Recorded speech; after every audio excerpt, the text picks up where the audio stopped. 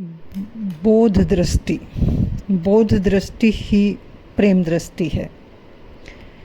जैसे एक माली बागवानी की देखभाल करता है, वो हर पौधों को बहुत आंतरिक जानता है, किसमें कितना खाद डालना है, कितना पानी डालना है, किस अनुपात में पानी की आवश्यकता है, किस अनुपात में धूप की आवश्यकता है, किस अनुपात में हवा की आवश्यकता है, किस अनुपात में छाया की आवश्यकता है। तो माली फिर एक सुंदर बाग का निर्माण करता है। ठीक इसी प्रकार एक बोध दृष्टि सबकी मन स्थिति को जानकर उसे एक समझ देती है, चलने का रास्ता देती है कि तुम कैसे चल सकते हो, कैसे अपने जीवन को सुखपूर्वक आनंदित कर सकते हो। दृष्टिबोध यानी मन से मुक्त हुए बिना तुम उस प्रेममय दृष्टि को उपलब्ध नहीं हो सकते, क्योंकि ये मैं और मेरे के कारण जो हमने बाहर से इकट्ठा किया है, यह सब मन संसार है। और जैसे जैसे हमने मन को बाहर से भरा, हमारा जो आत्मदृष्टि थी, जो प्रेम दृष्टि थी, वो लुप्त हो गई और मन की आँख से हम देखने लगे।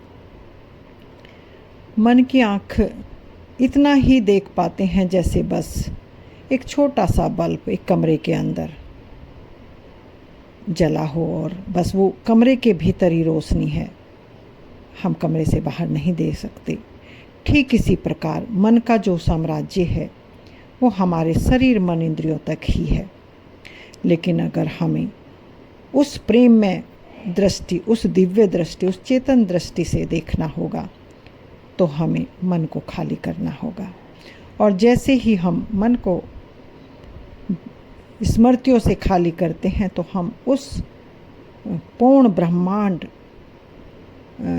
चैतन्य दृष्टि से उस ब्रह्मांड का दर्शन करते हैं, उस रहस्य को जानते हैं कि यहाँ कहाँ, क्यों और कैसे ये रूप, रंग और भेद पैदा हुए।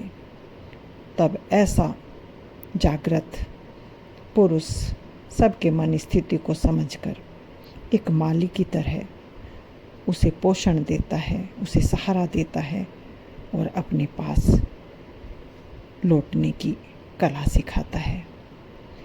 जो स्वयं को जान जाता है वह समस्त को जान जाता है, जो स्वयं के मन को जान जाता है वह सभी के मन को जान जाता है।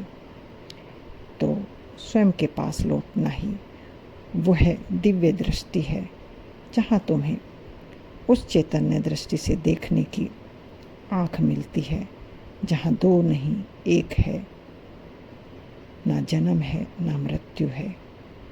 तुम मुक्त हो और यही मुक्त जीवन दर्शन देता है कि तुम यहाँ मेहमान हो।